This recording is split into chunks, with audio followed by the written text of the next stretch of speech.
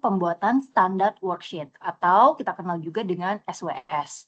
Training ini bertujuan untuk memberikan pemahaman dan kemampuan praktis kepada peserta dalam menyusun sebuah standar worksheet yang merupakan alat standar yang memastikan setiap proses dilakukan secara konsisten, aman, dan efisien. Dalam pelatihan ini, kita akan mempelajari beberapa hal. Yang pasti, yang pertama adalah mengenai konsep dasar standar worksheet. Apa itu standar worksheet?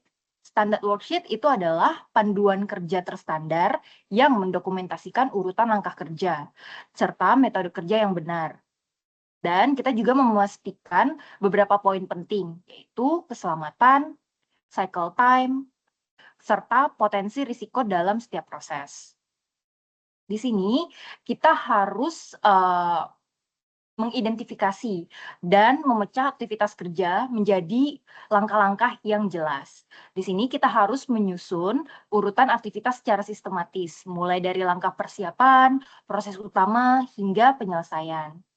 Kemudian, kita juga harus menentukan metode kerja yang kita gunakan.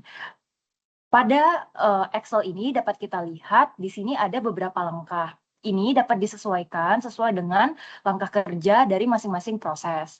Kemudian dari masing-masing langkah tersebut harus kita jelaskan deskripsi dari langkah tersebut, serta metode yang digunakan, serta poin-poin penting atau key points.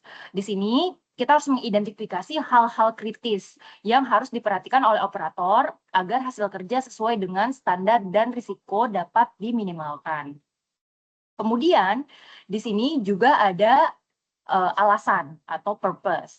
Alasan itu mendeskripsikan alasan teknis atau keselamatan dari setiap poin penting, sehingga operator memahami why it matters, bukan hanya what to do. Di sini pun kita harus menentukan waktu standar atau cycle time, sehingga kita bisa mendefine standar waktu atau standar time untuk menyelesaikan deskripsi kerja ini dari end-to-end proses. Tidak kalah penting, kita juga harus bisa mengidentifikasi risiko. Di sini ada beberapa LSR dan SQ risk symbols, mulai dari Golden Principle, kemudian work with a valid permit, dan lain-lain. Jadi, jika ada risk tersebut, kita harus memasukkan ke dalam LSR dan SQ risk di bagian ini.